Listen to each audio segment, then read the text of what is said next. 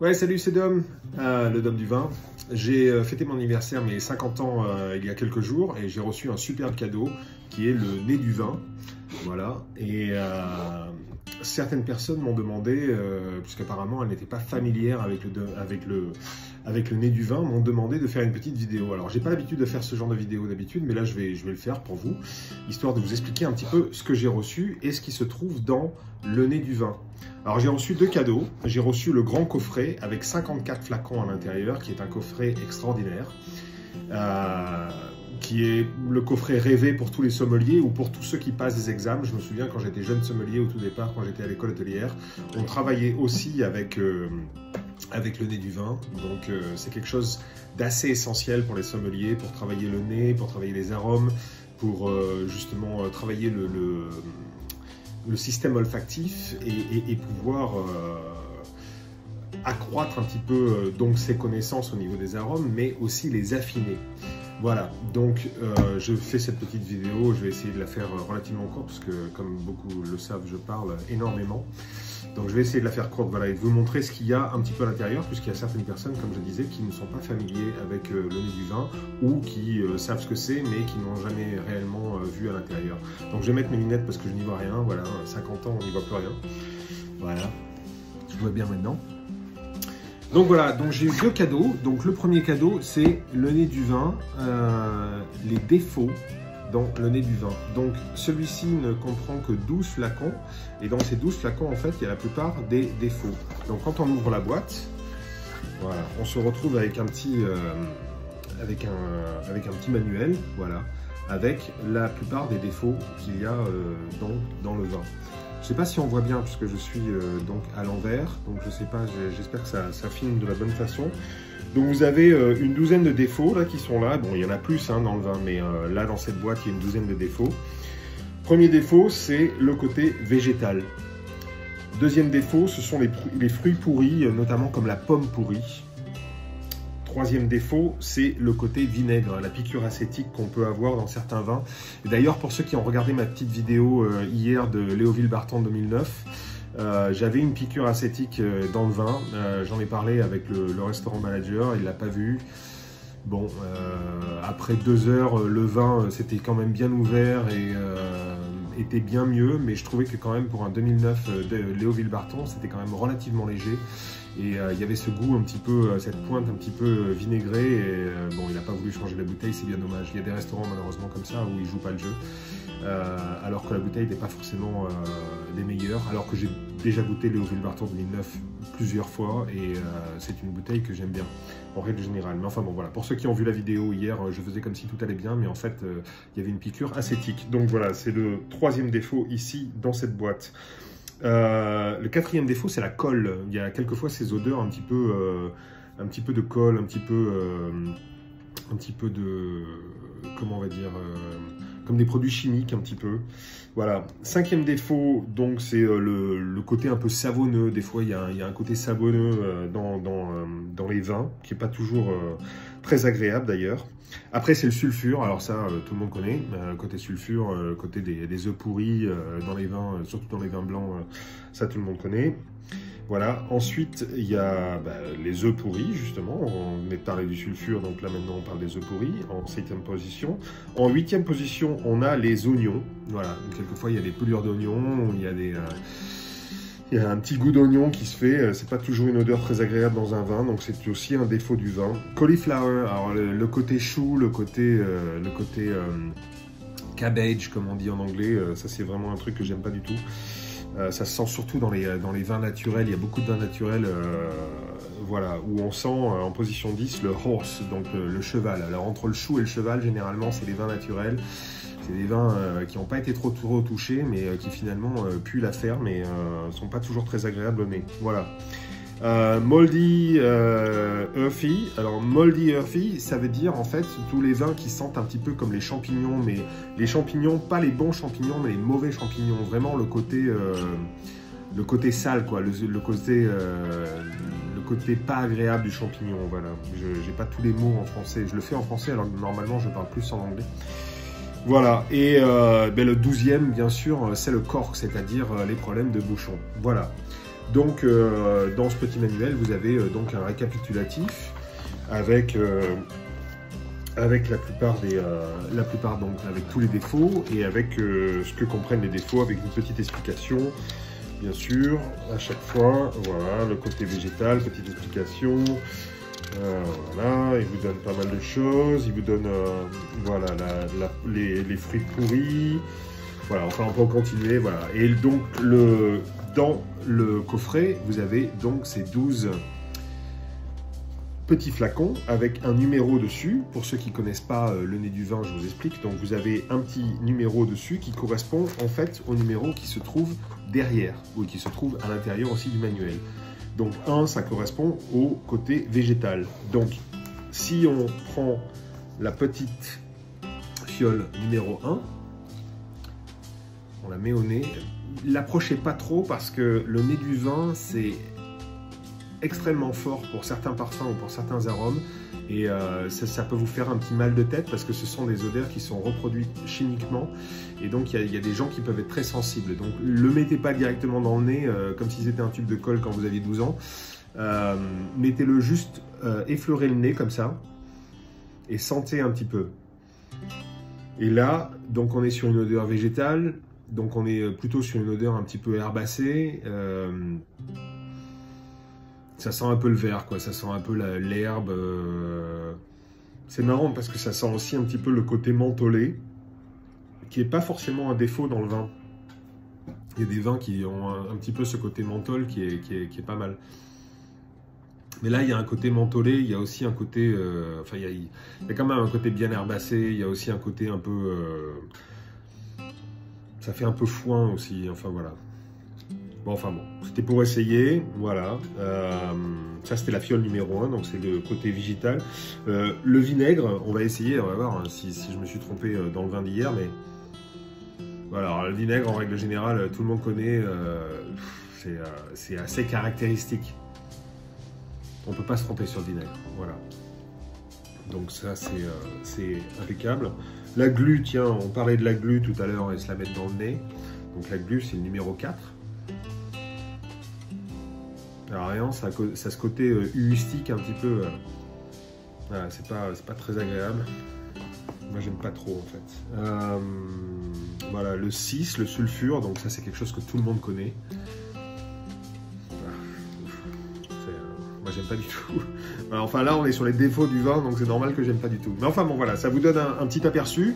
Donc, 12 fioles avec les numéros dans le petit manuel, avec une explication à chaque fois sur les défauts, donc que vous pouvez, ces 12 défauts que vous pouvez trouver dans le vin.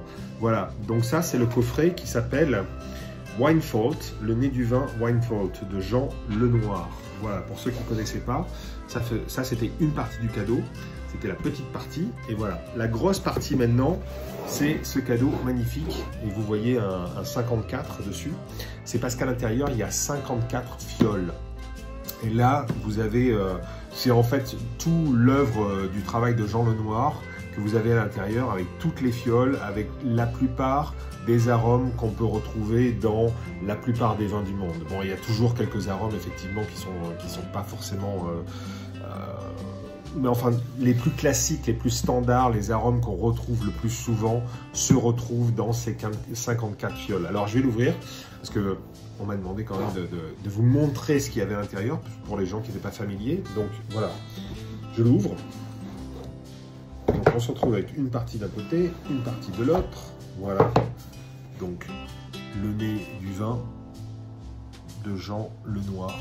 Voilà, je vous le conseille, c'est vraiment quelque chose d'extraordinaire. Je fais cette vidéo, je ne suis même pas payé pour, j'ai reçu ça en cadeau, donc c'est même pas Jean Lenoir qui me paye, genre je suis un influenceur, pas du tout. Hein. Pour ceux qui me connaissent, tout ce que je fais est de façon indépendante, je ne suis jamais payé pour tout ce que je fais. Tous les vins que je goûte, je les goûte au boulot.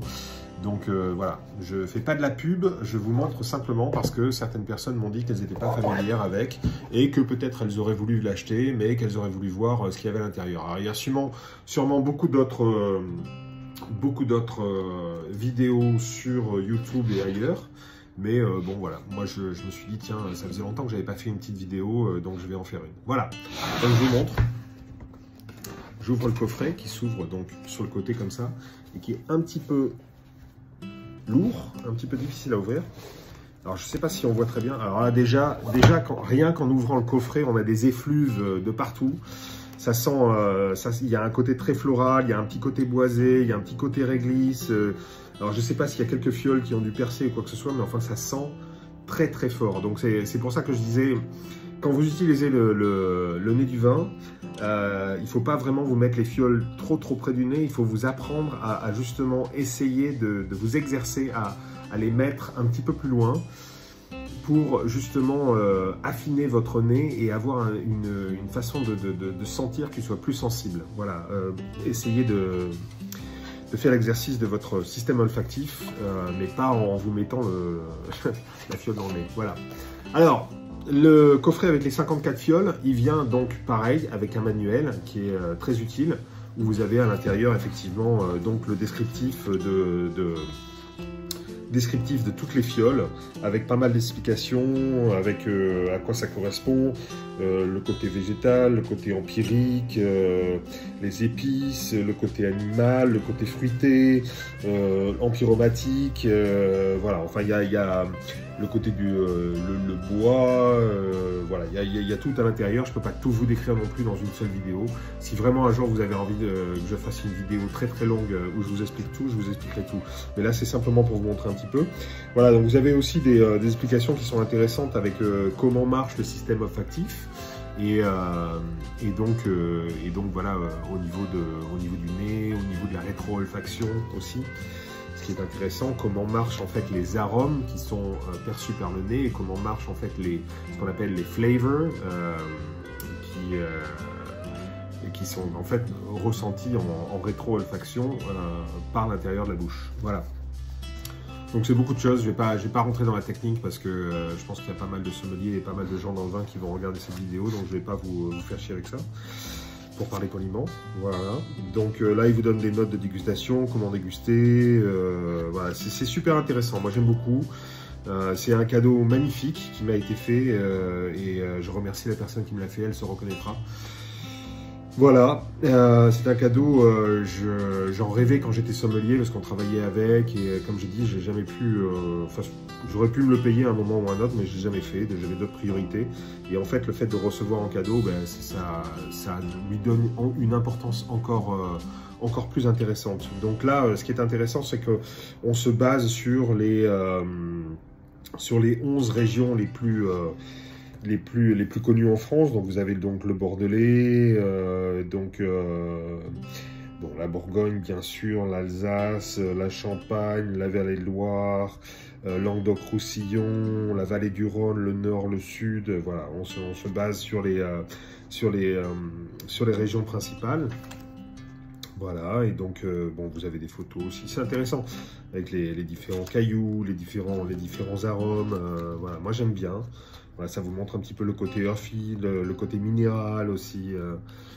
Voilà, et après vous avez plein d'explications, donc ça c'est super intéressant. Voilà, donc pour ceux qui ne connaissaient pas le nez du vin, qui ne savaient pas comment ça se présente, un petit manuel à l'intérieur avec l'explication sur les 54 fioles qu'il y a à l'intérieur, avec un petit numéro comme sur l'autre, un petit numéro sur chaque fiole.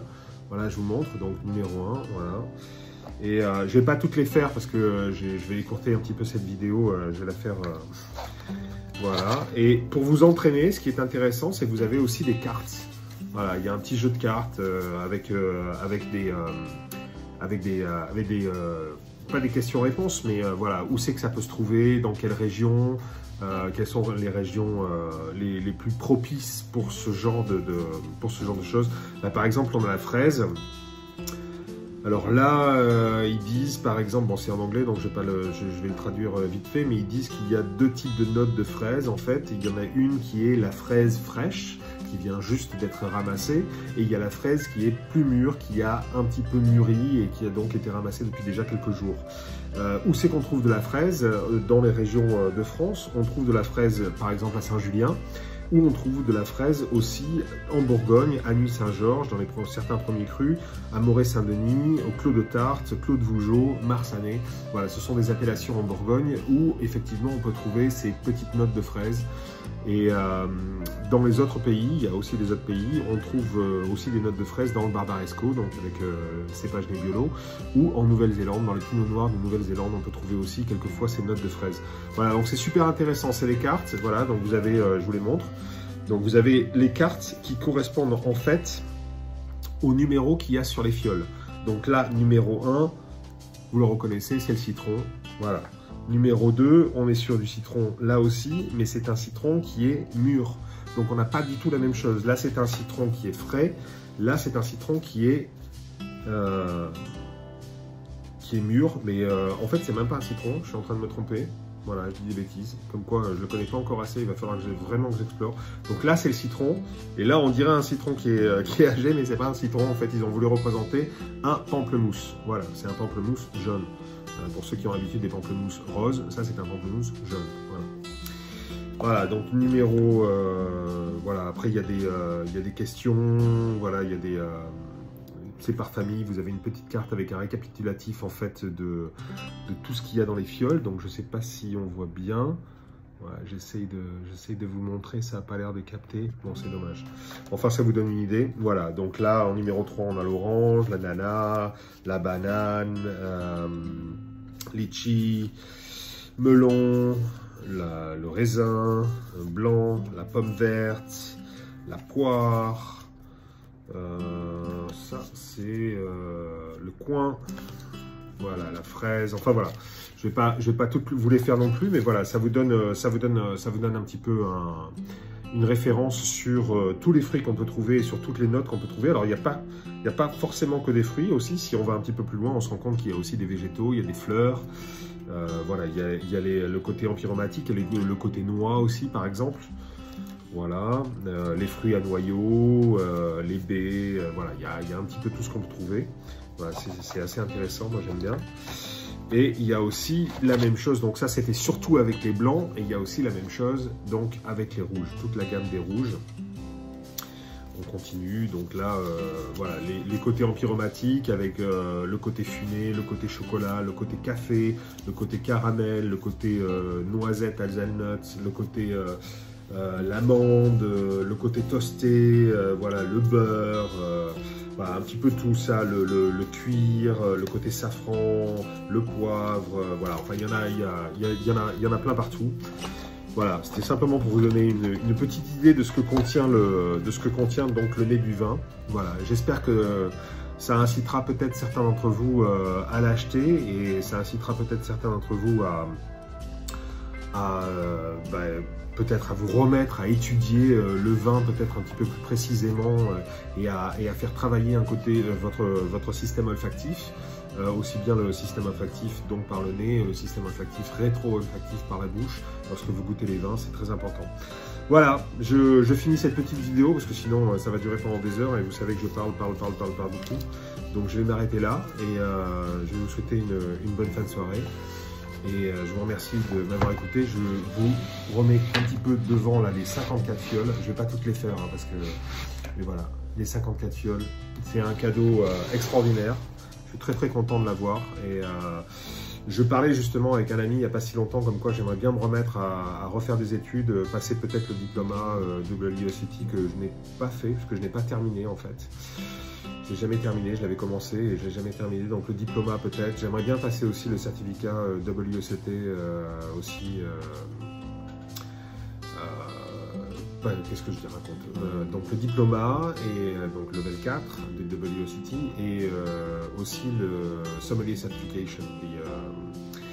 Voilà, donc c'est le diplôme de sommelier en France, je l'ai, mais le Court of Master Sommelier, je ne l'ai pas, donc je vais essayer, j'aimerais bien aussi essayer de passer ça. Voilà, donc c'est un petit peu dans cet esprit-là que m'a été offert ce nez du vin, pour justement m'inciter et me pousser à me dire, il faut retourner un petit peu sur les bancs de l'école et recommencer à refaire travailler ton cerveau et ton nez et le système olfactif et les goûts et les taste buds, comme on dit, voilà, j'ai plus le mot en français.